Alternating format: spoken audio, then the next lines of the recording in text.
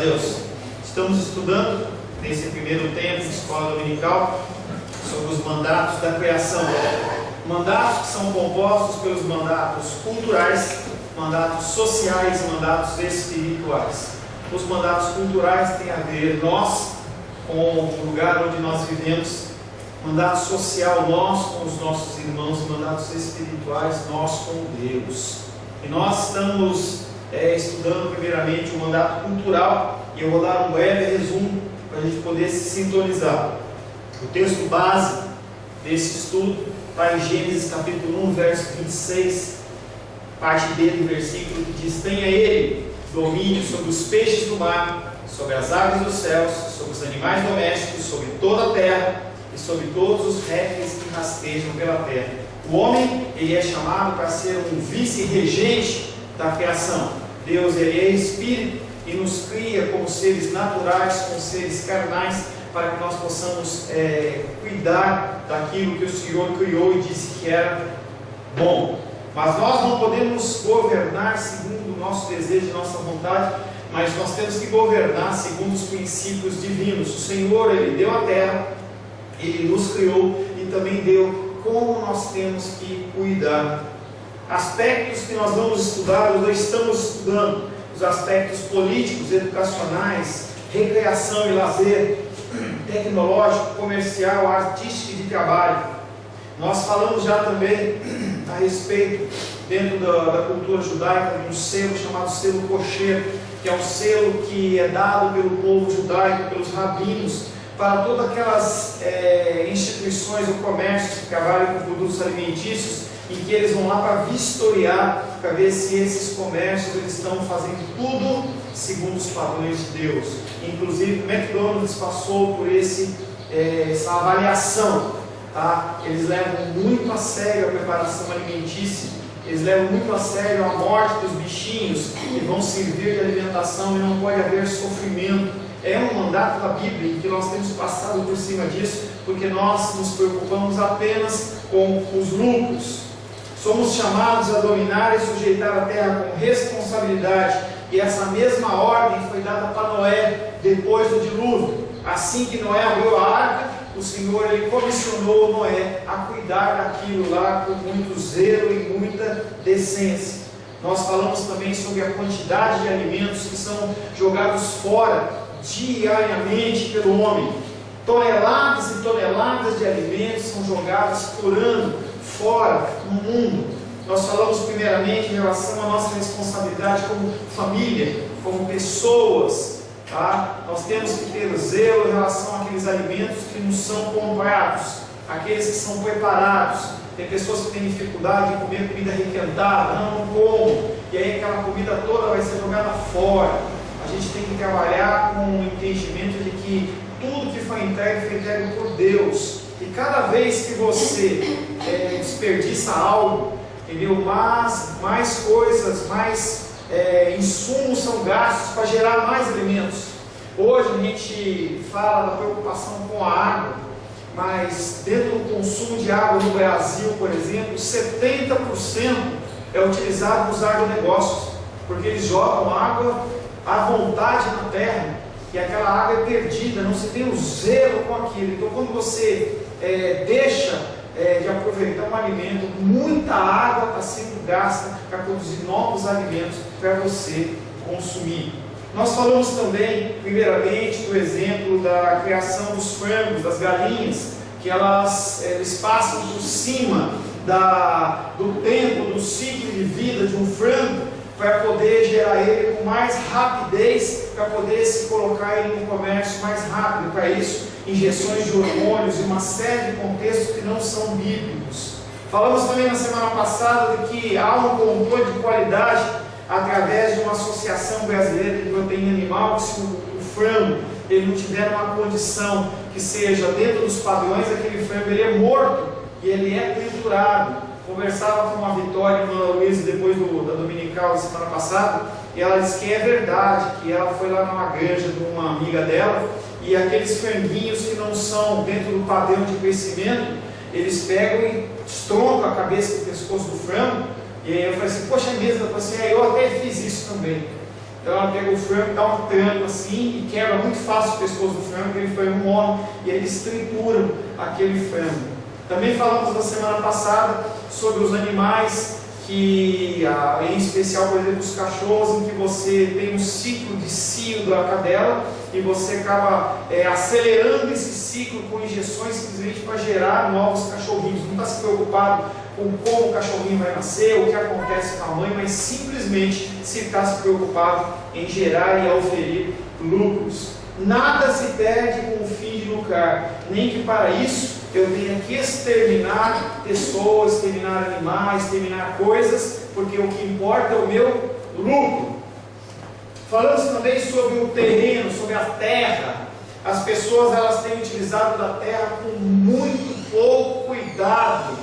Tem-se preocupação com as queimadas, e hoje as vez de queimadas estão se jogando veneno para se matar mais rápido. Só que aquele veneno contamina a terra, contamina os alimentos que vêm em seguida e nos contamina na sequência. Ninguém está preocupado com isso.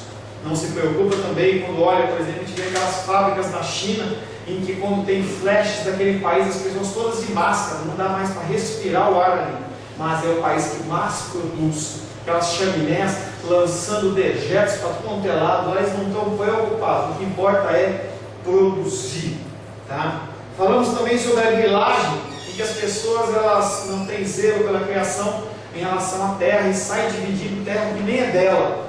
Entendeu? Tem até aquele outdoor que tem por aí que fala assim: grilagem, o grileiro ele vende sonhos e entrega pesadelos. É tão interessante esse tipo de coisa, não tem muito a ver com o mandato cultural, tem mais a ver com o mandato social, mas a pessoa ela invade um terreno que não é dela, ela constrói nesse terreno e quando a prefeitura, qualquer outro órgão derruba, ela se sente lesada ainda. Você vê que os padrões dos seres humanos eles estão sendo totalmente trocados. Aquilo que não é seu, você rouba da pessoa e quando é tomado de volta, você acha ruim. Muito estranho isso. As pessoas elas não têm mais normas, não têm mais zelo. Tenho acompanhado as reportagens do Fantástico de domingo e eu tenho visto com muito temor e tremor o que está sendo colocado na geração dos dias de hoje. As pessoas elas não têm normas, não têm padrões, nada, o que importa é eu e mais nada. É um iluminismo, é um humanismo exacerbado em que as pessoas elas não têm parâmetros. Nós vamos falar ainda no mais do dia de hoje os programas que têm sido colocados em pauta para incutir na minha cabeça e na sua cabeça que o homossexualismo é normal, que o homem ter mais de uma mulher é normal, ter 2, 3 famílias é normal, está tudo certo. Crianças perguntando: mamãe, que eu sou menino ou menina? Eu posso ser hoje menina e amanhã menina e está tudo certo. E você vê as coisas sendo direcionadas para uma perdição total. Quando você olha em conceito cultural, que você olha a grandes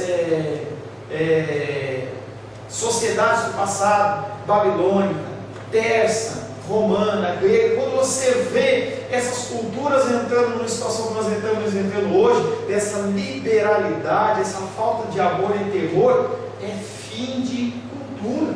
Se você acompanhar historicamente, você vê a cultura babilônica crescendo e caindo, você vê a cultura romana com aquela degradação toda caindo, romana, grega, e nós estamos caminhando para a mesma coisa. A geração de agora é chamada geração Y, eles gostam de dar nome, geração Y. É uma geração que é descolada, faz o que quer, está importando com ela, não tem sexualidade definida, menina pode ser menina, menino pode ser menino, não está nem preocupado com isso. O que importa é eu, é a minha vontade. Tem uma frase de uma, não sei se é novela, que a gente foi uma propaganda, como é que é o nome aquela moça falou? Não quero o seu mal, eu quero é o meu bem. Essa é a frase do momento. É uma frase que foi resgatada de 1980, mais ou menos, quando o jogador Gerson ele falou assim: você tem que levar vantagem em tudo, certo? Fazendo uma propaganda de cigarro. E nós pensamos dessa maneira. A pessoa na grilagem, ela faz isso, ela não está preocupada com o que vai acontecer, se você está investindo toda a sua vida, não está preocupado em relação a isso. Vimos também na semana passada que há um tempo de decomposição dos elementos, e nós falamos de alguns deles. Papelzinho que você joga na rua, 3 a 6 meses, uma fralda descartável comum, 450 anos.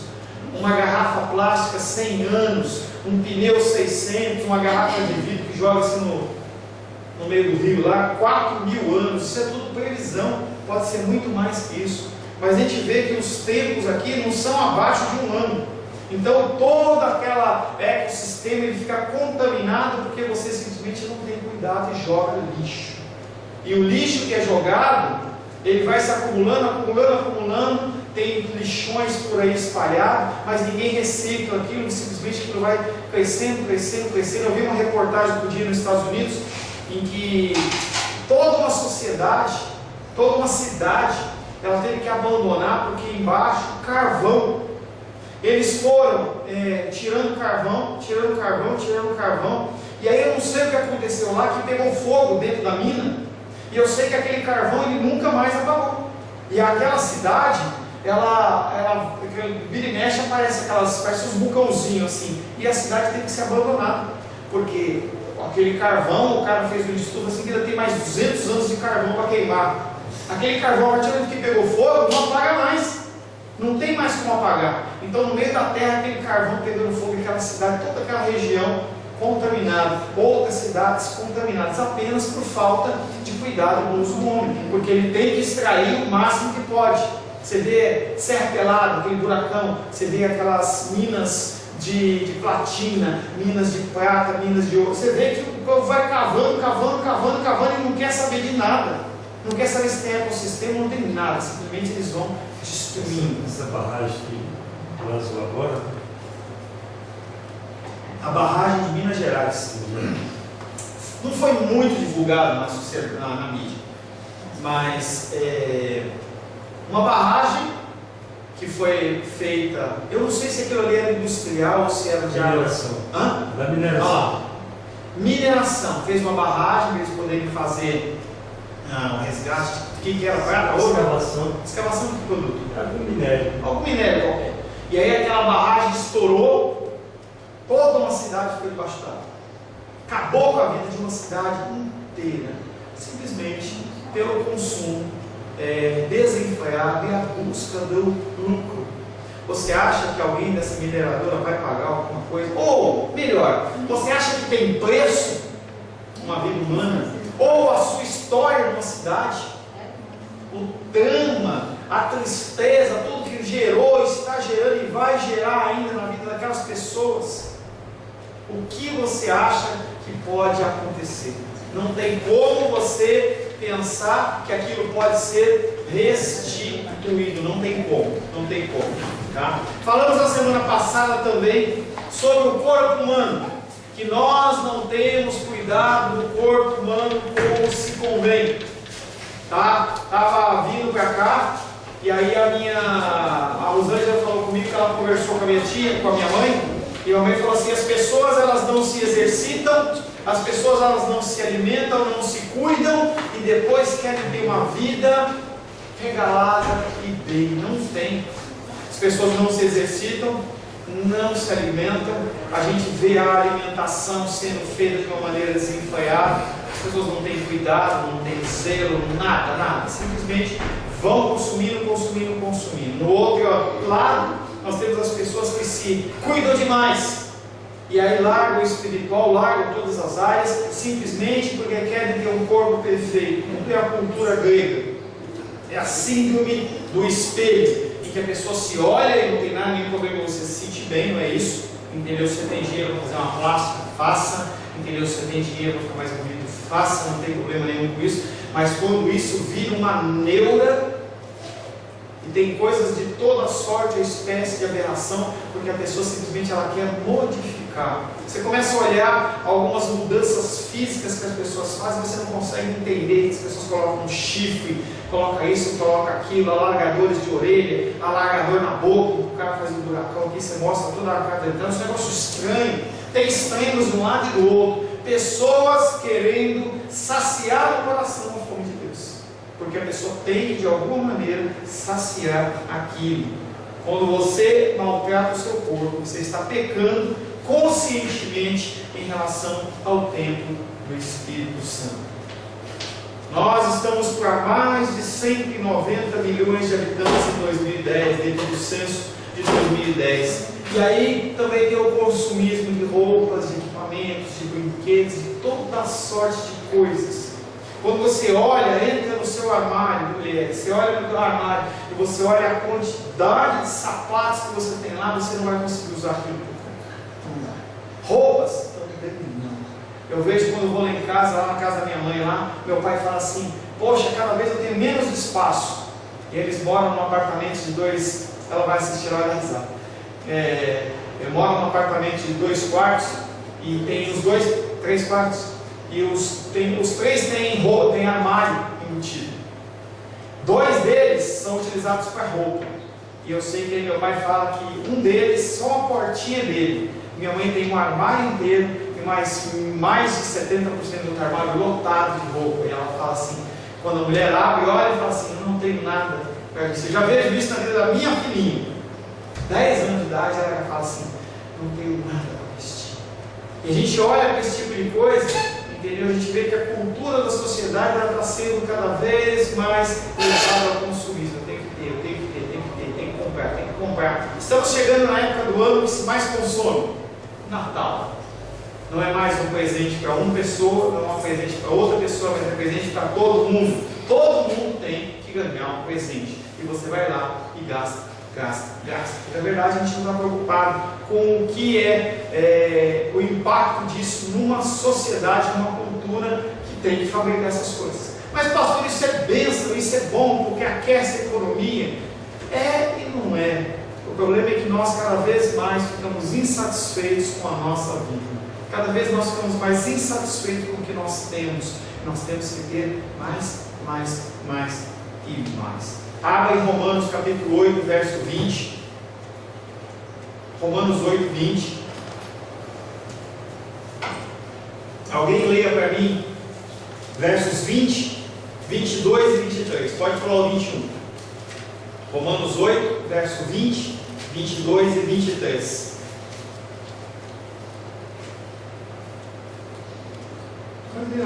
Por favor. Pois a criação está sujeita à vaidade, não voluntariamente, mas por causa daquele que a sujeitou. 22 e 23. Porque sabemos que toda a criação a um só tempo geme e suporta a angústia até agora. E não somente ela, mas também nós, que temos as primícias do Espírito, igualmente gememos em nosso íntimo, aguardando a adoção de filho e redenção do nosso corpo. Interessante que quando você começou a ler, ela falou assim, porque a criação é sujeita ao quê? Vaidade. O que é vaidade? É tudo que nós estamos falando. A pessoa está pensando nela, na satisfação dela, e aí ela precisa tratar dela para que ela esteja ali naquela condição em que as pessoas olhem para ela, na Odisseia e falem assim, nossa, na Odisseia, que casa boa você tem. Então hoje eu tenho que olhar na Odisseia com outros olhos, porque ela tem uma casa maior, uma casa com piscina. Eu olho para uma pessoa que comprou um carro novo, não sei o que, eu olho para a pessoa pelo que ela tem, pelo como ela se porta, pelo que ela gasta, pelo que ela fala, por quantos cursos ela tem, por que países ela viajou, qual é a quantidade de vezes que ela vai para os Estados Unidos e vai para a Europa. Esses são os padrões do ser humano hoje. Dá licença. Estou falando nessa reunião, a pessoa falou assim para mim, e aí, Naldinha? Estou sabendo que tu mudou, né? Eu falei, mudei, né? Casa com piscina, como é que está se achando? Falou, se achando do mesmo jeito. Quando eu não tinha casa com piscina, para mim não. Ah, que é isso? Quer dizer, a pessoa olha para essa situação e ela exprime o que tem no coração dela. Se eu tivesse uma casa com piscina, eu estaria muito. Não acha que eu melhorei, não, agora está melhor, né, não, essa situação. Não, mas a pessoa que está falando também está expressando algo que ela gostaria de ter, para ela poder expressar a vaidade dela. Hoje eu tenho uma casa com piscina. É besta, mas é o comportamento do ser humano hoje. Toda a criação fica sujeita à vaidade, não por sua vontade, mas por causa do que a sujeitou, o pecado, né, o ser humano. Porque sabemos que toda a criação geme, está juntamente com dores de parto até agora. E não só ela, mas nós mesmos. Nós quem? Aqueles que são salvos. Aqueles que são salvos, eles deveriam se colocar de uma maneira diferente. O problema é que mesmo salvos, eles estão contaminados.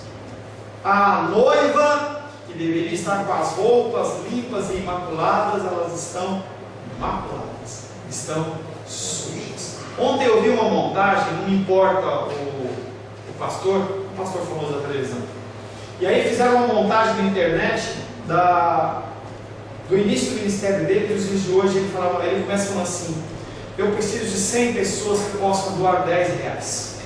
E ele vai aumentando, 100, 1000, eu preciso de 1000 pessoas que doem R$50. Ele vai indo, eu sei que estava no meio do vídeo, e aquele pastor já estava pedindo 200.000 pessoas darem R$200. E a Rosângela falou para mim e falou assim: quanto é isso? Quanto é isso? É muito R$200. É muito. E aí ele falava assim: se você quer ganhar R$2.000, você precisa dar quanto de dízimo? Olha a movimentação. Você faz com que a pessoa, ela não dê o dízimo porque ela tem que dar uma obrigação para o Senhor ou dar por alegria, ela está fazendo por troca. E aí ele fala assim: porque hoje você dá R$100 é muito pouco. Você quer ter só R$1.000 de salário? R$1.000 já era, ele falava na televisão. Você vê que as pessoas estão sendo induzidas a isso, mas os corações que recebem esse tipo de coisa são corações que querem ouvir isso. Não que a gente quer ganhar mais, não é isso, mas você é induzido por uma situação.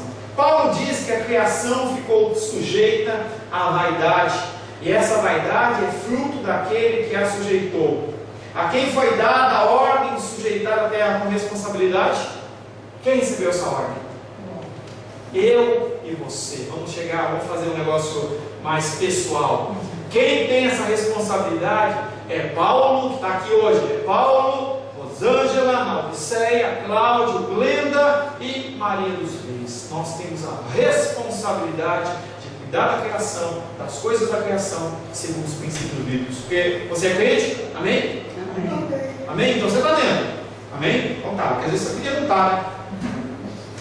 Veja que a criação espera gemendo com dores de parto, aguardando para ser liberta da escravidão, da corrupção imposta pelo homem. É interessante como os escritores da Bíblia usam termos como esse: gemendo com dores de parto. Mães que já tiveram filhos, 4 aqui. Doeu ou não doeu? Tá? Dói? Aquela cólica, aquele negócio lá, entendeu? Acompanhei, não sentiu nada, foi anestesia, sumiu. Mas dentro de um parto natural, entendeu? Dentro de um parto natural, entendeu? Dói muito. Entendeu? Dói muito. A Luísa, ela foi gerada no esquema mais natural, aí a gente era bem malucão, e aí eu vi a Rosângela, gemia. Aí chegou uma hora que a moça que estava lá ajudando, ela pegou e levou a fotografia do Nossa Senhora do Bom Parto. Ela falou assim: tira isso daqui. Doa, tá? E a natureza, ela está gemendo essas dores. Essa natureza não pode tomar anestesia que a menina tomou, entendeu? Ela continua gemendo com dores de parto. Infelizmente, o homem sujeitou a terra de forma errada e ineficaz, trazendo sobre ela a maldição do pecado. Você vê que Deus amaldiçoa a terra por causa do homem e da mulher. A terra, ela não vai gerar só coisas boas, mas ela vai gerar também espinhos, ela vai gerar cargos, que é aqueles bolinhos de espinho. Você, para plantar, vai ter dificuldade. A terra foi amaldiçoada. E continua ainda hoje, o homem continua ainda sujeitando a terra conforme a sua vontade. Nós já falamos um monte de exemplos, e tem mais um outro tanto que você pode estar lembrando. Outra questão que envolve o mandato cultural é o trabalho, o nosso trabalho. Tem um termo hoje que chama-se workaholic, ou seja, viciado em trabalho. Pessoas que trabalham 8, 10, 12, 14, 3 empregos, e é muito mais do que uma necessidade. A pessoa precisa ter. Eu preciso de mais dinheiro. O ofício que desenvolvemos foi dado por quem? Tá? Quando você trabalhava, irmão Cláudio, quem deu o trabalho para você? Essa é uma frase muito fácil de responder desde a igreja. Mas aí fora, as pessoas elas não falam isso. Tudo que nós temos foi dado por Deus. O ofício que desenvolvemos nos foi dado para que Deus fosse glorificado através dele também. O trabalho nos foi dado para que nós glorificássemos o Senhor através daquele trabalho, que as pessoas pudessem olhar para nós através daquele trabalho e falar assim: Deus está nesse lugar, está nessa pessoa, está nesse ambiente. Mas a gente tem entendimento de que o trabalho é apenas para nos manter. E é difícil você vender essa ideia aí fora, mesmo entre cristãos. Você fala assim: não, eu trabalho para melhorar. Eu lembro que numa igreja que eu passei, tinha uma pessoa que era um presbítero, era um excelente professor. E ele já ganhava muito bem, da ordem de 20 mil reais quase. E eu sei que aquela pessoa, ela ia lá para da escola dominical, porque ela tinha que fazer um curso de especialização. E veio perguntar para mim o que eu achava. Eu falei assim: querido, você não precisa disso. Você da escola dominical muito bem. Eu acho que você não pode fazer isso. E aí, por outras opiniões, ele acabou fazendo, largou e tudo mais. Hoje já acabou. Qual que é a motivação do coração? Será que a motivação do coração é você glorificar Deus ou você quer mais dinheiro, mais dinheiro, mais dinheiro, mais dinheiro? Será que uma pessoa normal, num padrão normal, ela precisa de mais de 20 mil reais para viver? Mais de 10 mil reais para viver? É bom. Lógico que é bom. Mas quando você coloca como pauta da sua vida apenas isso, você deixa de ter contato com a sua família, você deixa de ter contato com as pessoas, com as coisas, o tempo passa. Tem pessoas que eu estou acompanhando lá em Taguatinga, e um rapaz, ele estudou, está passando no concurso e ele queria passar nos melhores, ele realmente passou nos melhores. Mas depois que ele passou, ele se afastou da família, se afastou do convívio familiar e tudo mais. Depois disso, ele não consegue, ele toma posse e não vai mais, ele está em depressão. Simplesmente porque ele não consegue. E tentou se matar já simplesmente porque ele não tem mais razão de vida. A razão de vida dele era conseguir o melhor concurso, ele já conseguiu. Qual é a razão de vida dele?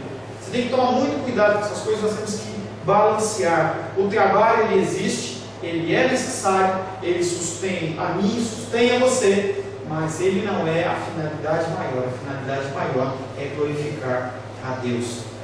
Do seu trabalho, você tira o seu sustento que não provém do homem, mas não provém do homem, mas provém do próprio Deus. O nosso desânimo com os nossos trabalhos também revelam rebeldia. A gente vê muita gente reclamando do trabalho que tem. Eu já contei para vocês a história dos cebolitos. Quando eu trabalhava na Philips, as pessoas recebiam o seu olerite, que é o comprovante de pagamento.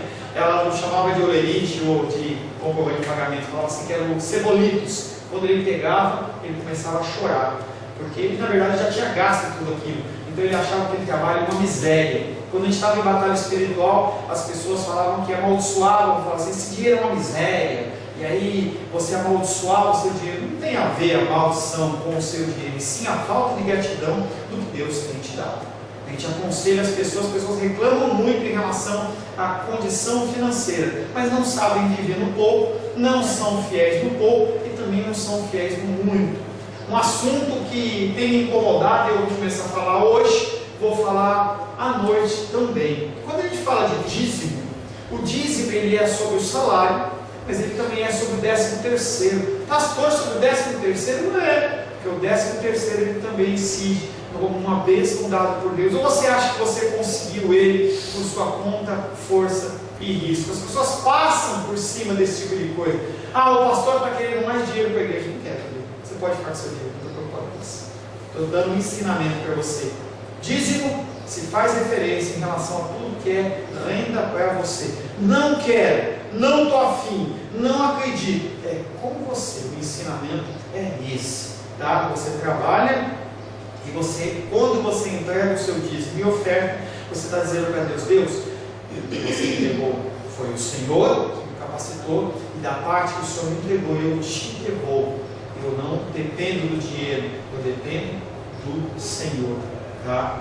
Por essa razão, o dinheiro Muitos perderam a razão pela qual devemos trabalhar e se tornam escravos dos seus próprios sonhos e ambições. Eu tenho um sonho, eu tenho uma ambição e tem que ser alcançada a todo e qualquer custo. Com 40 anos eu quero estar rico.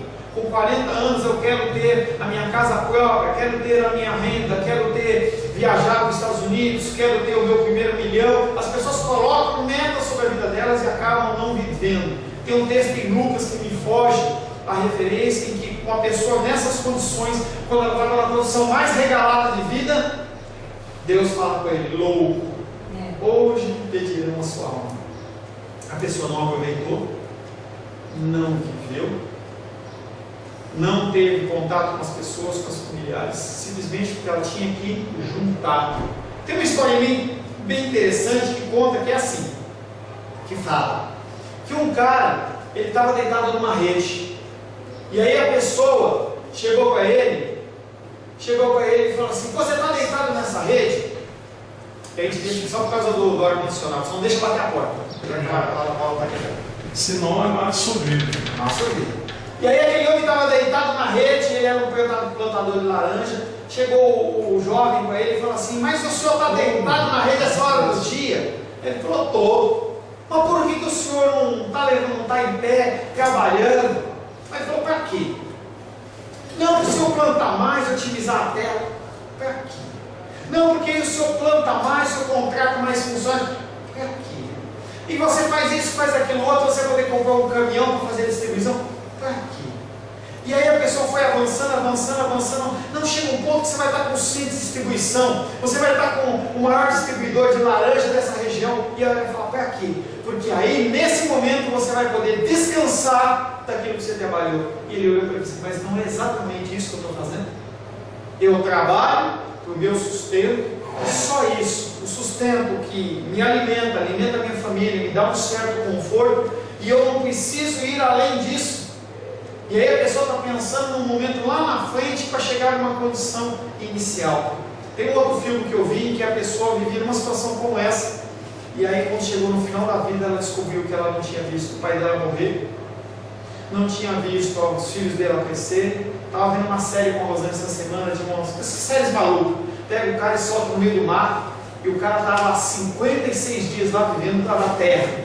E aí um dos participantes lá, dos últimos 3 participantes, ele falou assim: quando eu saí de lá, minha mãe tinha sido diagnosticada com câncer, e eu estou aqui há 45 dias, eu não sei se ela está viva. Olha, porque ele podia ganhar $500 mil. E aí aqueles dias foram passando, aquela consciência foi batendo, e chega um momento que ele fala assim: mesmo que eu ganhe $500 mil e eu não tiver a oportunidade de estar com a minha mamãe no último momento de vida dela, isso não vale a pena. E ele pediu arrego do curso. Mas os outros ficaram. As pessoas não têm peso, não têm medida, porque elas acham que tudo é auferir lucros e ficar rico, e ficar rico, e ficar rico. Eu vou dar um testemunho rapidinho, Vai. para resumir o máximo sobre isso aí. Quando as minhas meninas eram pequenas, eu trabalhava muito, porque meu marido foi um homem assim, bem displicente no negócio de família. E eu me achava na obrigação de dar o melhor para elas. Aí eu tinha 2, 3 empregos. O senhor acredita nisso? Que eu já fui assim? Nem ninguém disse, mas eu tinha. E aí um dia a minha filha, a Marizana, me trancou dentro de um quarto e alguém tocou na campanha, ela estava querendo ficar comigo, e alguém tocou lá. E aí quando eu quis abrir a porta, ela fechou a porta e disse: não vai não, e me agarrou assim, com aquele agarro de criança, meio como dizer: você é minha. Aí eu entendi a mensagem. Eu falei: meu Deus do céu, o que eu estou fazendo com essas crianças? Entenda que nós temos situações e situações. É uma situação como a demanda dos reis, é uma situação extrema, em que ela tem que alimentar os filhos. Situação semelhante à mamãe da Rosângela, em que tem que se virar. Aí, professor, terminando, eu peguei e achei um jeito de me desvencilhar até, e abri a porta, era um amigo nosso e tal, mas eu entendi a mensagem. No outro dia eu fui lá na empresa e falei: quero minhas contas. E aí a pergunta que eu faço para você: a mulher não queria me deixar sair, porque era uma boa. Elas morreram de fome? Elas morreram de fome? Hã? Elas morreram de fome? Não. Mas eu pedi as contas de um daqueles empregos para ficar com elas, porque eu vi que a coisa estava extrapolada. Para ter mais tempo de Pra dedicar ficar a elas. A gente sabe que a vida nos impele a decisões, mesmo momentâneas. Eu não estou falando numa situação de exceção. Eu acho que uma situação como a sua, da mamãe da Rosângela, são situações de exceção, em que a mulher ela tem que se virar, ou o cônjuge tem que se virar, mas é por um momento. Eu estou falando de situações de pessoas que não têm esse problema e mesmo assim querem mais. Eu vejo a situação do seu lugar. Ele tem o mínimo ali para ele viver, entendeu? As pessoas ficam assediando ele para trabalhar, mas ele está cuidando da saúde dele, porque ele não quer ter uma conta de R$1 milhão e está lá, troncho na cama, ou morrer rápido. E vou voltar a viajar terça-feira à noite e só volto na outra semana. Tá? Então a gente tem que tomar muito cuidado com esse tipo de coisa que é também o nosso trabalho, tem a ver com o mandato cultural. O último tema que nós vamos tratar trata sobre arte, sobre aquela coisa que a pessoa fala que é o cultural. Quando observamos o que está sendo produzido nas esferas da cultura, percebemos um total desrespeito à santidade de Deus. Cultura no geral, que as pessoas chamam de cultura. A adoração a Deus tem se transformado em um culto ao homem. Eu tenho falado muito sobre o humanismo em relação a vocês. Hinos congregacionais, como nós cantamos aqui, Rude Cruz, não existem mais. Em que levam, eu amo a mensagem da cruz, que é uma mensagem de morte. A mensagem hoje é de óleo de alegria, e você é só humanismo. E aí tem músicas, os hinos estão sendo substituídos por hinos como, por exemplo, o melhor de Deus ainda está por vir. Pastor, o que tem? Uma música tão bonita. O melhor de Deus ainda está por vir. As pessoas dançam, se alegram. Qual que é o melhor de Deus, querido? Qual o nome dele? Jesus. Você acha que tem algo melhor que Deus pode dar para você, além do resgate das trevas onde você vivia, da salvação eterna, de uma promessa de você viver com Ele, de se você adorá-lo, não faltar o alimento na sua mesa, o vestuário no seu corpo, a sua moradia, e as pessoas continuam esperando pelo melhor de Deus. O que isso santifica a Deus, glorifica a Deus? Nada, simplesmente nada, pelo contrário, agride a santidade dele.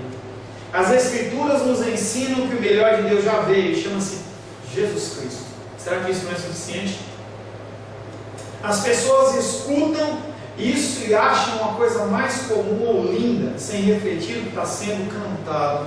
Toda música que você ouve, antes de você repetir, olhe o que está sendo falado. Olha o que está sendo falado. A gente cantou uma música, acho que não na semana passada, eu não lembro, acho que foi na retrasada, em que falava assim: uma chance igual a essa, talvez eu não tenha mais. Está dependendo de você. Eu quero estar na presença de Deus pelo menos mais uma vez. Como é que você está na presença de Deus uma vez e não está mais? São coisas que não estão na Bíblia. As músicas, elas não estão para te entreter, elas estão para glorificar a Deus. O culto é a Deus. As músicas têm que revelar os atributos de Deus. Tem que trazer nos consolo, sim, pela esperança da palavra, mas o foco principal é Deus. Eu não estou falando só no contexto de igreja, não, no contexto geral, porque toda a criação foi criada para adoração ao Senhor. Uma música no conceito secular que alguns anos atrás fez sucesso e que muito crente ouviu e dançou: Dançar na Boquinha da Garrafa. Uma música que fez sucesso, Mamonas Assassinas, cantando músicas, ensinando toda uma geração a ser uma geração perversa. E as pessoas choraram pela morte daqueles jovens que entre eles haviam cristãos ou ex-cristãos, pessoas que conheciam a palavra e falavam de palavrão, aquele palavreado, e as crianças amavam aquelas músicas, falando de pornografia, de baixaria, de uma cultura ralé e baixa, e Deus ceifou aquelas vidas. Essa questão de cultura, de arte, nos faz lembrar o Halloween. Halloween, que é nada mais, nada menos, foi agora, dia 31, no mesmo dia da Reforma Protestante. É um dia em que as bruxas são exaltadas. Um dia em que o mal, ele é exaltado. Eu vi com a Rosângela no cinema, esses dias, um filme lá no México, tem o Dia dos Mortos. Não é o nosso Dia dos Mortos, que a pessoa vai lá no cemitério, prestar homenagem. Não é o Dia de Finados. As pessoas, elas glorificam a morte. É uma coisa muito doida, as pessoas se vestem de caveira, a cidade inteira. e as pessoas ficam dançando e pulando e batucando e caveira para todo lado, porque a morte está sendo exaltada. É uma coisa maluca. Halloween é uma situação como essa, em que o mal ele é perpetuado e liberado. É um pré-carnaval, em que as pessoas dançam e pulam com máscaras e fazem o que querem. Uma festa que veio dos Estados Unidos e tem uma origem totalmente pagã, e as nossas crianças participam. E se você fala que a sua criança não vai participar, ela vai ficar traumatizada. Traumatizada coisa nenhuma. A minha filha não fica traumatizada, ela já sabe. É interessante que nós, desde o comecinho, nós ensinamos para ela os princípios bíblicos com muita calma, muita tranquilidade. O Vicenzo acabou sofrendo um pouquinho mais, porque ele, quando nós começamos a educá-lo nessas não práticas, ele já tinha 10 anos, já tinha idade da Luísa. A Luísa nós começamos desde cedo. Então a Luísa, quando ela chegava da escola com alguma coisa que não era de Deus, entre aspas, ela olhava para mim e falava assim: papai, isso aqui é do mal, vamos rasgar. Não vai entrar em casa não. Ela tem o entendimento que aquilo não é bênção. Então quando fala que ela não vai participar dessas festas pagãs da escola, que seja Halloween, ela não tem problema nenhum com isso. Desde o começo nós mostramos para ela que aquilo não glorificava a Deus, tá? A festa do Halloween é coisa tão séria que os centros de macumba eles não abrem, porque o entendimento é que os espíritos eles estão liberados para andar nas ruas e agir, tá? No carnaval não, na Halloween também, tá? O carnaval também, eles tá? É uma forma da festa. na rua não passeando, mas agindo, tá? O carnaval, obrigado, a Rosângela me lembra, é uma outra situação em que os centros de macumba eles fecham, tá? Agora eu fiquei na dúvida se o Halloween ou o carnaval, com certeza. O carnaval fecha porque é liberada a coisa. Então hoje a gente ainda vê o Halloween no Brasil um pouco contido, em escolas, em alguns salões, mas nos Estados Unidos é liberado. A coisa é, a Rosângela estava lendo um livro lá em que a mulher fazia referência em que ela vendia fantasias de Halloween, tá? Costurava fantasias de Halloween, tá? Você participar dessas coisas direto e indiretamente é complexo, tá? Hebreus capítulo 10, verso 12. Tá? Deixa aberto aí, eu já vou ler. Mas talvez isso não seja um problema somente no meio artístico não evangélico, até mesmo porque não podemos esperar nada de pessoas que estão mortas espiritualmente. Mas e as músicas que têm sido produzidas no contexto gospel? Gente, uma das maiores maldições, se eu posso dizer assim, é essa palavra gospel, em que tudo que se tem a presença de Cristo, ou um pseudo-Cristo, ele é santificado. E as pessoas elas fazem qualquer coisa em nome do gospel. Se você entrar na internet para você ver coisas que são aberrações, porque é gospel. A pessoa pode ter o funk gospel, as meninas com aquele shortinho micro, homens com aquele shortinho micro, homossexuais dançando no meio da igreja, e está tudo certo, o bailão em cima do altar, é um negócio que é gospel. E gospel pode. Você pode ter 3 louvores. Um louvores da Damares, chamado Sabor de Mel. Quem te viu passar na prova e não te ajudou, quando ver você na bênção vai se arrepender. Gente, o que essa música está falando? Está falando, está incentivando que é vingança. Está falando que Deus ele vai trazer uma condição tal para você em que as pessoas elas vão se arrepender. Não é princípio bíblico isso. Não é princípio bíblico. 2 louvores que falam mais ou menos a mesma coisa. Um louvor da Melissa Barcelos, faria tudo outra vez. Eu suportei porque te amo, filho, faria tudo outra vez para te salvar. Ministério Ipiranga, se preciso fosse, eu sofreria nessa cruz mais uma vez. Aonde na Bíblia está dizendo que Deus, que Jesus Cristo, pode pensar ou imaginar a possibilidade remota de que Cristo pode passar por tudo de novo por sua causa? Isso não existe. Isso não é bíblico. Isso não existe. São músicas que estão sendo colocadas nas igrejas simplesmente com o intuito de mostrar que você é especial e você é mais importante. Tanto importante que Cristo ele pode falar assim: ó, Deus, estou indo morrer de novo por causa do irmão Cláudio, porque ele merece, ele é bom demais. Não existe isso, gente. O louvor tem levado as pessoas para um caminho que não é bíblico. Nós temos que tomar cuidado com o que nós cantamos. As músicas que são cantadas aqui, eles passam antes, a gente olha, vê, entendeu? Uma música ou outra escapa, como essa música aqui, não importa, não vou falar para você ver não. Mas é uma música que não mostra princípios bíblicos, não mostra adoração ao Senhor, mostra o culto ao homem, ao ser humano. Você. E você já pensa demais em você a semana inteira. Eu acho, né? Eu posso fazer uma perguntinha? Claro, querido. Então eu não estou errado quando eu não diria hino, eu diria música roqueira, pauleira, dentro da igreja todo mundo fica batendo palma, gritaria. É um contexto complexo, Porque eu acho depende de uma série de conceitos.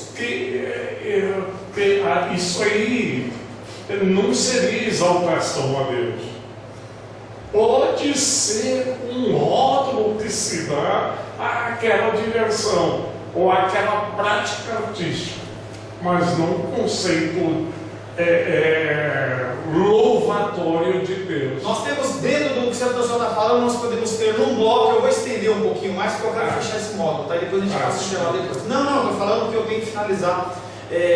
Você tem dentro do exemplo que o senhor Amado falou, rock, funk, e todas aquelas músicas reais. Nós temos um conceito em que nós temos que escolher o contexto da nossa igreja. Tá? Se for uma igreja em que há muitos jovens, ou há só jovens, e há igrejas que têm cultos de jovens, em que os jovens adoram a Deus, eles têm mais facilidade com ritmos mais altos e mais percussionistas. O problema não é isso. O problema é se eu colocar esse contexto aqui, num contexto, por exemplo, da nossa igreja, em que eu tenho o irmão Sinovar, irmão Cláudio, irmão Sérgio, Reis, já tem pessoas com um pouco mais de idade e elas não vão entender. Eu vou estar agredindo vocês. Então isso é pecado. Então, esse é o primeiro contexto. Tá? Dependendo do ritmo musical, você tem que adequar a igreja. Tá? Da mesma maneira, se você tiver um hino, entendeu? Que ele seja muito parado, pode trazer uma mensagem que dê dificuldade. Mas não é esse o problema. Agora, o meu problema maior são letras. Não são ritmos ou a altura. O problema são letras. Quando você tem letras que não exaltam mensagens. Quando a gente canta um hino, como o irmão Sebastião cantou logo no comecinho, Rude Cruz, você está dando toda uma mensagem mostrando que o objetivo do cristão não é a sua satisfação, mas é olhar para a cruz, buscar a cruz. Sofrimento, uma série é diferente. Quando você olha conceitos como música desse, eu suportei por ti, porque te amo, filho, faria tudo para te salvar. Você está olhando, Deus ele sai do centro da adoração e é colocado o homem. Eu sou importante e Deus ele fez para me salvar, ele pode fazer de novo. E eu estou citando, porque se a gente for começar a olhar o número de músicas que tem nessa linha, tá? Então dentro da pergunta que o senhor fez, sim e não. Sim, porque pode estar incomodando um grupo de pessoas, e isso não é correto. Você tem que ter uma coisa coesa em especial da adoração ao Senhor. Eu entendo, para mim é difícil, mas eu entendo que pode até haver um tipo de adoração, com aquele rock pauleira, adorando a Deus. Deus é Deus, eu não sei se ele recebe aquilo, é a pessoa e aquele grupo. Eu não me sinto bem, apesar de sempre ter gostado da minha juventude gostar de rock and roll, entendeu? Mas hoje eu prefiro músicas que exaltem o nome do Senhor. Eu não consigo pensar em falar Santo, Santo, Santo, e eu não me sinto bem, tá? Esse é pessoal. Tá? E aí o problema da letra. Tá? Poderíamos aqui trazer uma lista de produções que têm invadido nossas igrejas, mas vou ficar nesses 3 exemplos. Tá? Hebreus 10, 12.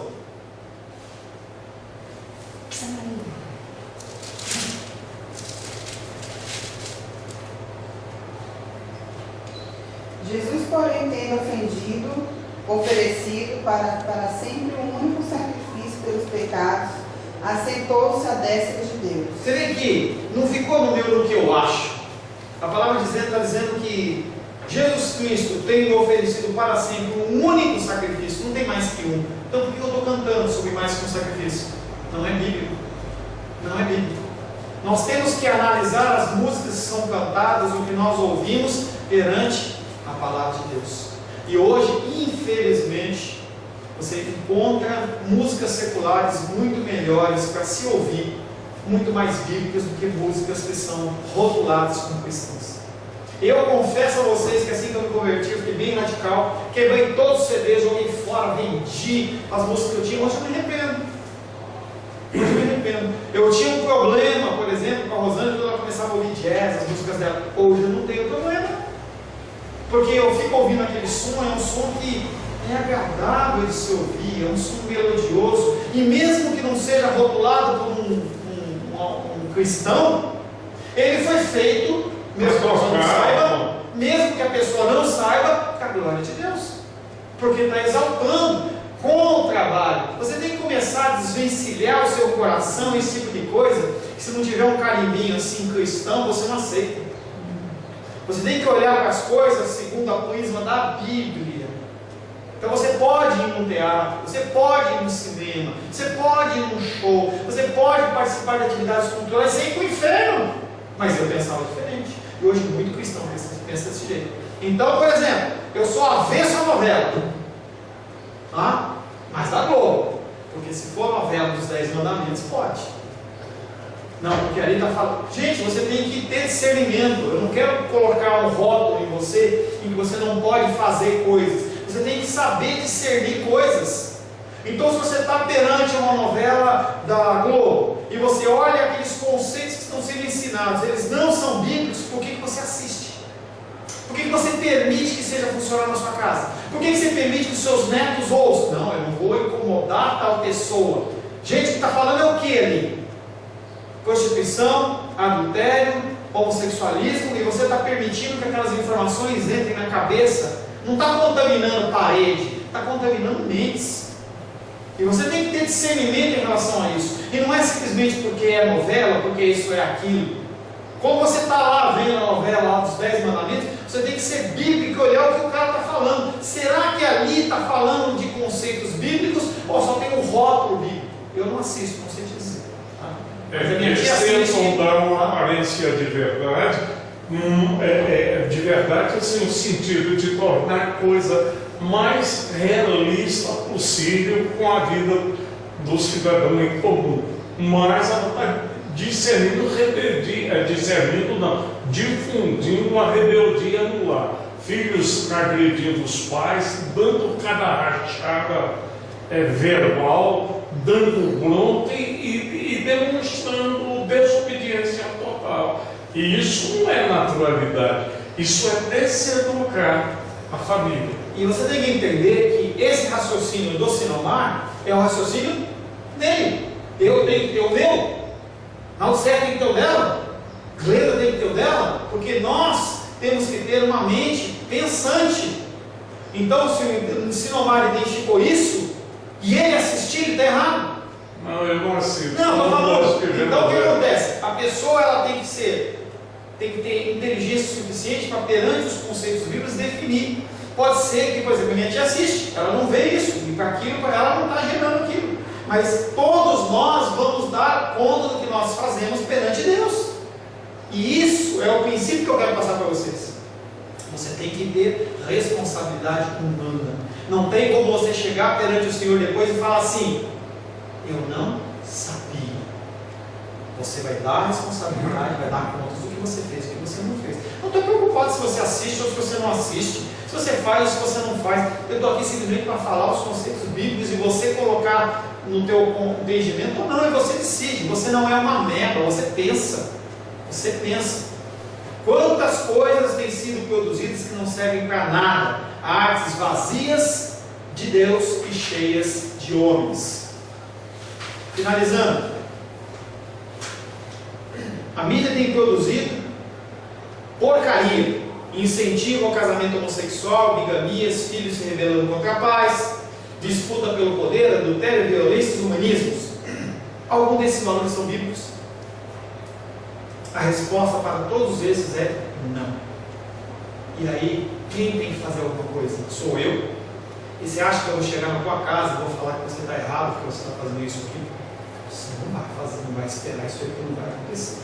Se você perguntar a minha opinião, eu falo para você. Mas se você não perguntar, põe isso com o pastor aí. Se a pessoa não perguntar, é porque ela não quer saber. E não adianta eu falar. Simplesmente se a pessoa pergunta, eu vou falar para ela. Não o que eu acho. Você não está interessado em saber o que eu acho. Você está querendo saber o que a Bíblia está dizendo. Então você vem a mim como pastor e pergunta: o que você acha? Você não está querendo saber a opinião de Paulo César Ribeiro, RG, nem posso falar, porque senão o cara pode copiar na internet no RG que você quer. mas você está querendo saber o que a Bíblia diz. Se você vai fazer ou não vai fazer, é com você. Como diz o Gil Gomes, você decide. Feche seus olhos. Olha, eu estava vendo ontem música, gospel. Para mim aquilo ali é carnaval. Não tem nada de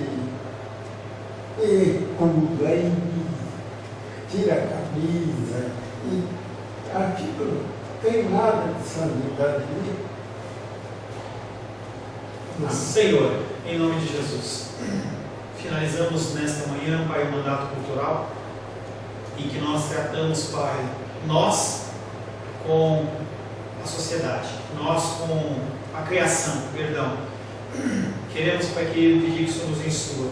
Não queremos ser pessoas bitoladas, nem rotuladas, pessoas que agem, Pai querido, segundo desígnios e mandamentos de um ser humano, mas pedimos que a Tua palavra nos instrua, para que nós venhamos a decidir as coisas segundo o Teu querer e segundo a Tua vontade. Para isso, precisamos da Tua sabedoria.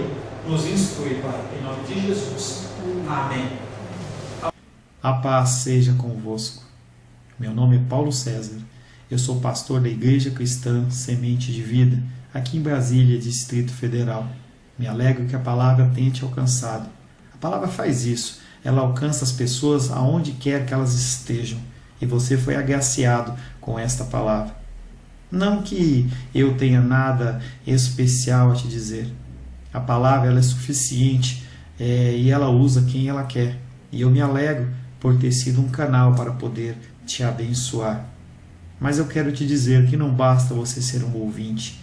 Não basta ser uma pessoa que se alegra quando você ouve a palavra de Deus. A vida ela é feita de decisões. Se você está ouvindo essa palavra hoje, eu creio que o Espírito Santo tem um propósito especial com você. Muito mais do que prosperidade, muito mais do que uma cura física, uma cura emocional ou espiritual, Ele quer te alcançar para a vida eterna. Nós investimos nosso tempo, nós investimos as nossas forças em coisas terrenas, mas o Senhor Ele tem muito mais a oferecer. Ele tem sim para você a cura, Ele tem sim para você a prosperidade, mas Ele tem muito mais que isso. Submeta-se a um Deus que Ele é capaz de mudar e transformar a sua vida por completo. Creio que o Espírito Santo Ele é capaz de tocar o teu coração. Quero pedir que você curve a sua cabeça. Senhor, em nome de Jesus, coloco na tua presença essa vida que ouve esta ministração, que ouve esta palavra. Pai, eu não tenho capacitação nenhuma, mas o teu Espírito Ele é capaz sim de tocar nesta vida, gerar nela mudança, transformação, arrependimento, e que ela possa simplesmente bater no peito, convencendo-se que é pecadora e que precisa de um Deus salvador. Não há um caminho a ti, meu Deus, que não seja através de Cristo. E eu lhe peço, Pai querido, que você alcance essa vida e Ele possa sim tomar uma decisão pessoal pelo Senhor, em nome de Jesus. Amém. Amém, meu querido. Amém, minha querida. Fico contente que você esteja ouvindo essa ministração até o fim. E peço que você não se limite a ouvir os cultos pela internet. Você procure perto da sua casa uma igreja, um lugar que proclame a palavra do Senhor. Eu oro para que o Espírito Santo te direcione nessa busca, porque muita coisa tem sido oferecida que não é o Evangelho. Eu abençoo a sua vida em nome de Jesus. Amém.